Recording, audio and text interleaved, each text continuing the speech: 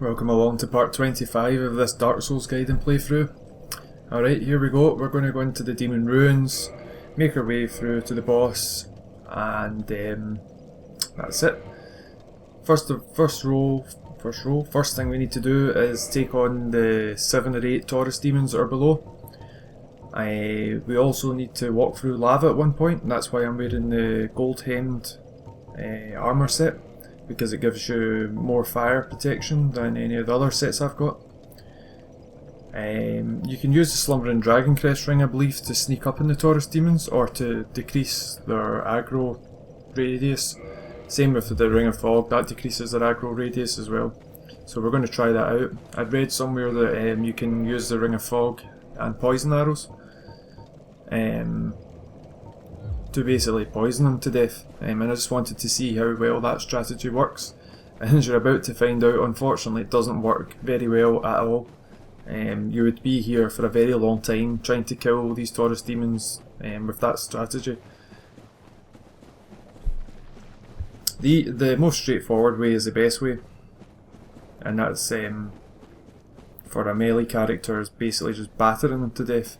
And obviously if you're a mage or a faith or intelligence based character, it would be some kind of ranged magical attack. Anyway, and I've also got Flash Sweat on my bar, and the reason why is Flash Sweat basically covers you with perspiration so that you get higher fire defense for going through lava. It does work actually. You'll see that quite soon. I'm not going to show you me killing every single one of these Taurus demons, it's totally unnecessary. I'll just show you the basic way to kill them. I tried this method first, it doesn't work. You'll see it would take far too long. You would need a lot more than 55 poison arrows, that's for sure. Probably more like, I don't know, 10 times that amount, maybe even more in fact. These Taurus demons aren't as big and powerful as the Taurus demon boss that we encountered in Undeadburg, or in between Undeadburg and Undead Parish. So you can see, I'm only taking 11 points, and it's just pointless. 11 health points off. These guys don't have as much health as the Taurus demon boss. So what I would recommend doing though is using your bow and normal arrows to pull one Taurus demon at a time. And that was one thing that I didn't mention a second ago. The Ring of Fog does work in terms of decreasing the aggro range of these guys. So the running attacks are particularly good. I was lucky I didn't get hit there. That was iframes I think come into play. Yeah, running attack is really good against these guys because it kind of slightly staggers them for a moment. But yeah, the Ring of Fog, if you're running up to them, if you don't have a bow and arrow and you do have the Ring of Fog, and remember you need to get that, go and trade with Snuggly the Crow, or a Skull Lantern, or join Alvina's Forest Covenant in Darkroot Basin, Darkroot Garden. But yeah, it does work in terms of if you go up to these Taurus demons and you run away, they'll de-aggro much quicker if you've got the Ring of Fog on. But you can see with the Black Knight Sword, it's only 2 hits really to take these guys out. So that's me down to the last one. And I actually put the Gold Covetous ring on because I was trying to increase my item. You can go between our legs as well. That was a strategy you could use with the Taurus demon boss. But yeah, I put the Gold Covetous ring on because I was trying to get the Demon Great Axe, which is one of the best weapons in the game if you're a strength build. Anyway, let's go and pick up this item.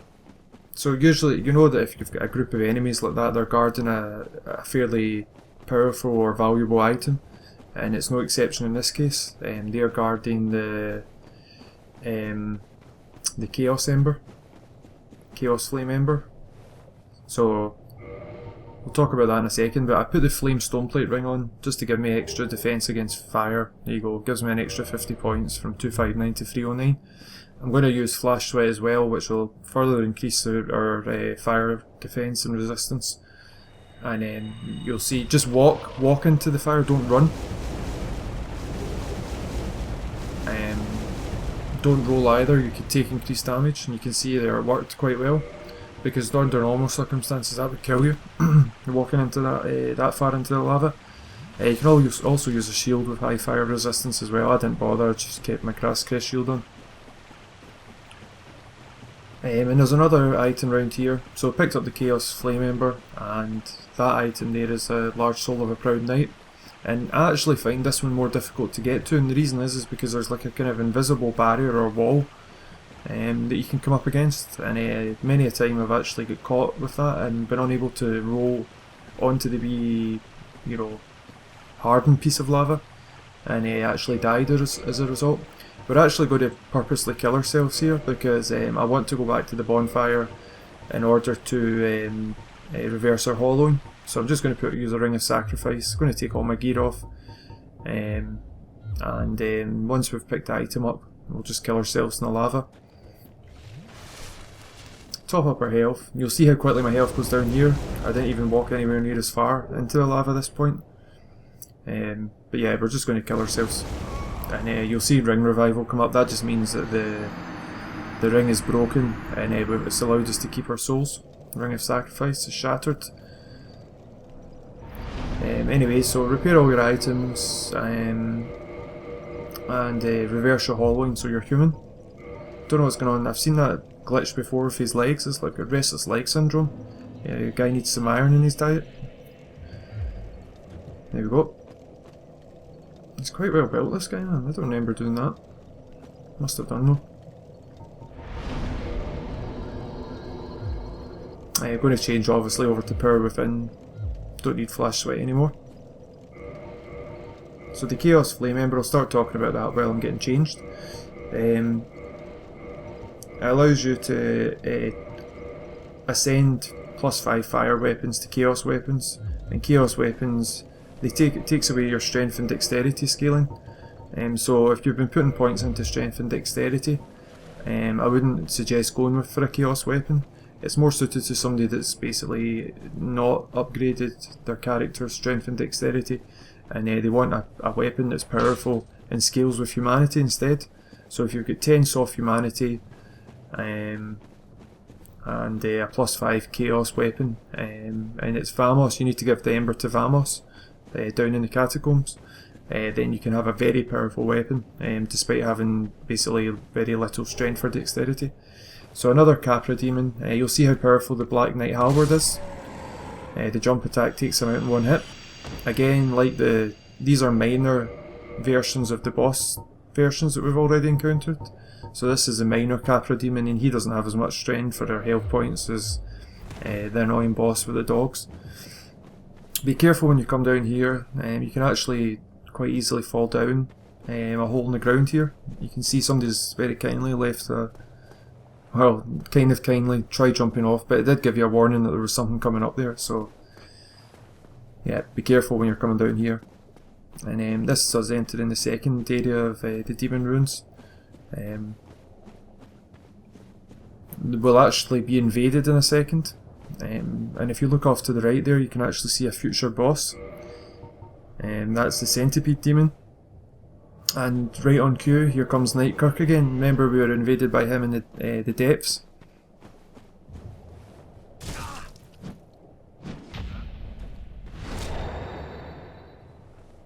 Easy peasy. His armour, when he rolls into you, causes damage, and his weapons cause bleed damage. You get quite a lot of souls for that. Is that 27,000? Yeah, 27,000 souls. I didn't realise it was that many. And we also get, I think, his barbed sword there. I missed that. I don't like any of his weapons, shield or armour. But it's interesting that he always invades you, Nightkirk, and he's always looking apparently for the same thing, which is humanity. And he's given that humanity to the Fair Lady, which is Quaylag's sister. The thing is, we've already killed her, so not that, he's still continuing with his mission. I actually kind of get messed up by this Capra Demon. I don't know, I just time my moves incorrectly, I pull off the wrong moves. Just terrible fighting. Luckily I don't. You know, this shield number only has 95% block. You can actually roll off to the right there, and you see there's like a beast down there. You can roll off to the right and actually get to a bonfire. There's an item down there as well, but I would suggest just coming the normal way. Don't see what the point in rolling off is, unless you're desperate to get to the bonfire. But it's the same strategy for all of these Capra demons. This wee part up here is a bit more difficult because you've got free in a kind of a confined area. You can use your bow and arrow to pull one at a time, or some kind of ranged attack like throwing knives. Thank God in Dark Souls 2 throwing knives are actually worth a damn. In this version of the game, I don't use them, don't like them, but in Dark Souls 2 they're valuable.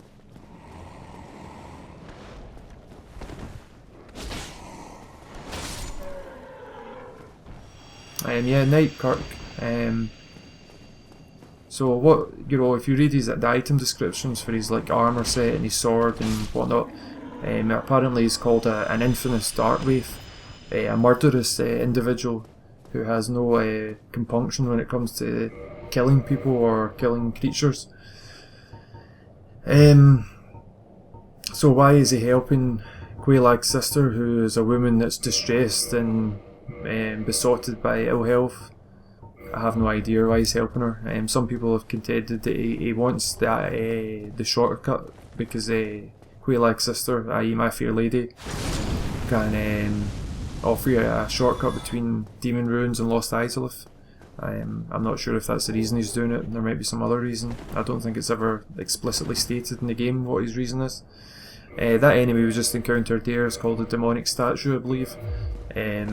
They're slightly resistant to physical attack and fire attack, I think, as well, fire damage. Come round here and pick up green shard.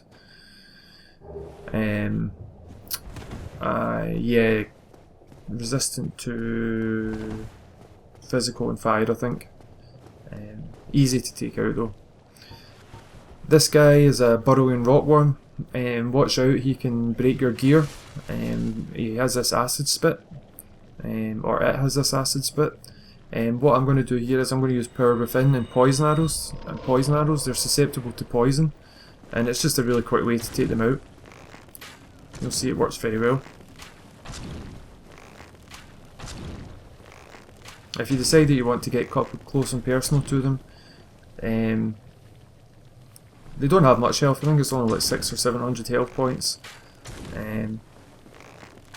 Yeah, you can take them out quite quickly with melee damage, but I just don't like getting close to them because they have a bite attack, which I think is actually pretty deadly, and they also have the acid attack, which breaks your gear, and that's one thing I really hate.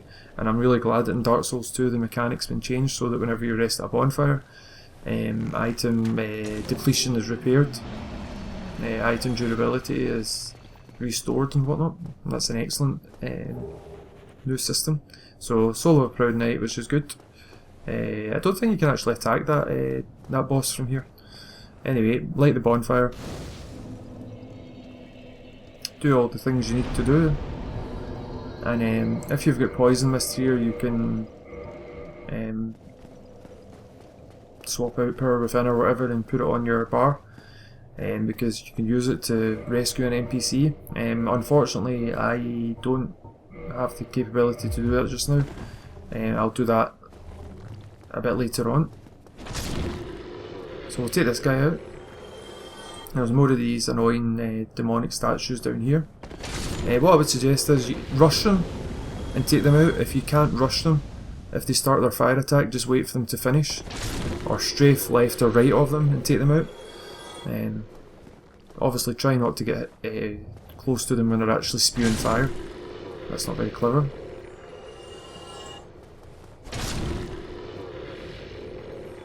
The rockworms as well, the burrowing rockworms have the chance to drop green shards, and more rarely they have the chance to drop red shards, and red shards I think it is, and just a second, we pick up one of the best weapons in the game, which is what I wanted, which is the Demon Great Axe. I think it's actually the most powerful weapon in the game in terms of physical attack. You need 46 strength to wield it one-handed. There you go. Excellent weapon. That wasn't very informative, sorry about that. But yeah, very, very powerful weapon. Especially when you get up to plus 15. So, come down this way. The fog gate takes you to a boss fight, but before you do that, you want to pick up, there's an item, an important item over here, and it's guarded by quite 2 of these Taurus demons, and a handful of the burrowing rockworms, and as you can see, they have not made an appearance yet, but they will in a second. This fight here can be a wee bit more dangerous because he can very easily knock you off the side. So just be careful with this one.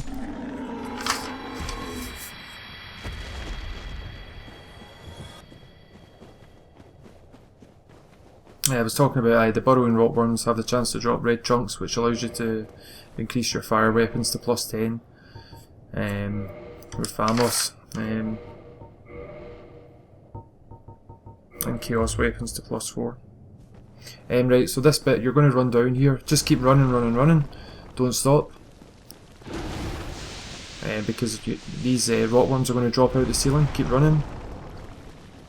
And that's it, you're safe now.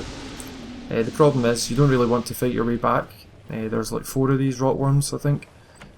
So pick up the large flame ember, so this will allow you to get your flame weapons up to plus 10. Yep, give it plus 10, 5 to 10 for flame weapons, or 6 to 10. And the chaos flame weapon will allow you to get your chaos weapons to plus 5. I think you need the red chunk and slab for that. Anyway, use a homeward bone. Get a homeward bone to bring you back to this bonfire. And now we're going to take on the boss.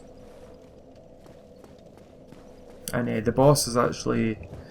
We've already fought the Asylum Demon at the beginning of the game, in the tutorial level. And we came back to the Asylum and the floor gave way and we took on the imprisoned Stray Demon.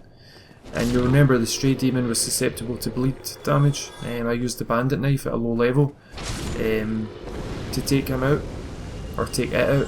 And the Stray Demon had an annoying area of effect attack. Where if you stood in front of it, basically it could do a massive amount of damage. And you'll remember the strategy for the Stray Demon was to get behind it and to slice into its ass with the Bandit Knife. A similar strategy with this boss, who's called the Demon Firesage. And just ignore that rockworm, there's no point taking that out. The Demon Firesage, it's not fire, the area of effect attack is not fire, it's actually magical based, magical damage. So I'm going to change over from the Grass Crest Shield to the Crest Shield, and the Crest Shield gives us 85% magical block. This fight is, I actually find this one of the more difficult fights in the game, and it's not because the Demon Firesage itself is really like massively challenging.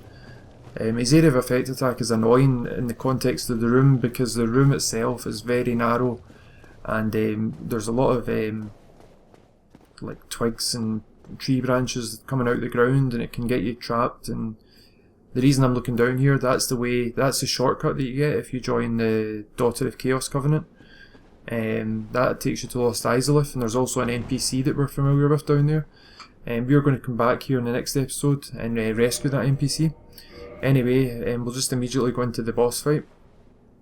Demon Firesage. I actually died the first time to him. I'm not going to show you that death, there was nothing to learn from it. But basically, as you can see all the twigs and whatnot and the tree branches in the ground, you want to... I died basically because of his area of effect attack. You want to basically get behind the Demon Firesage. You don't want to get far away from him because he can do things like that to you.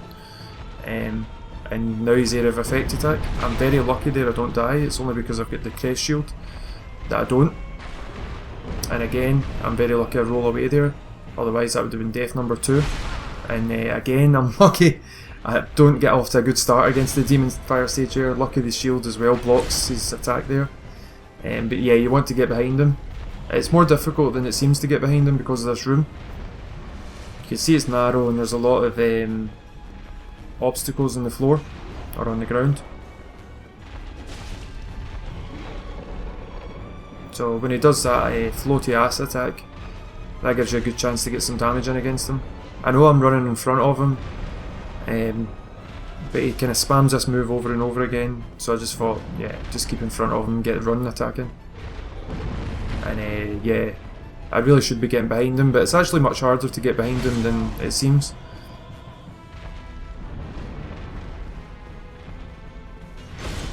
Shield, lucky there. So now we get a chance. He turns, I think he turns slightly more quickly than the Stray Demon. And it's definitely, because of the room, it's definitely more difficult to get behind him. So the shield worked there. Yeah, and he's got this jumping back attack. The Stray Demon had that one as well, I think, but yeah. He's definitely more relentless than the Stray Demon. He seems to be more aggressive and anticipates your kind of counter attacks or your counter moves a lot better than the Stray Demon. I think in New Game Plus, the first time I came through this in New Game Plus, I must have died about 3 or 4 times to the Stray Demon. The Demon Firesage, sorry. You can see he's down to 0 health almost. I always get nervous at this point because I'm thinking to myself, I don't want to die. I'd be so frustrated if I die at this point. I knew I was going to take damage there, but it didn't bother me because I knew I would take him out. So quickly change over to the coveted Silver Serpent Ring and we'll get an extra 4,000 souls. So 20,000 souls, the Demon Catalyst. And it should normally be 20,000 souls, but because we put the silver ring on, we'll get an extra 4,000, which is always helpful. Sometimes I like to use Power Within in that fight, but because I haven't played Dark Souls for a while, I didn't feel confident enough to take him out quickly. You see that I took on quite a lot of damage against the Demon Firesage here. If I had Power Within, it would have made the fight more stressful, because I would have had to, you know, got my Estus topped up more quickly, because I'd have been losing health every second. I like that strong attack. I didn't know it could knock them back like that. But yeah, just if you're having trouble with that fight, equip your Crest Shield. That's the best one to use, because it gives you 85% magical block or resistance, and despite his name, which is quite confusing, it's definitely magic damage he's doing and not fire damage. So one more thing to do before there's a bonfire not far from here. We're going to open the shortcut between here and the Daughter of Chaos bonfire, the one that My Fair Lady rests at. We can't use that bonfire anymore because I killed Quaylag's sister to get our Firekeeper's soul. But if you haven't done that, then it allows you to get this, basically this warpable bonfire and shortcut between Demon Ruins and Quaylag's domain, because the bonfire we're coming up to you can't warp to. I'll change back into my normal set and go back to my normal ring.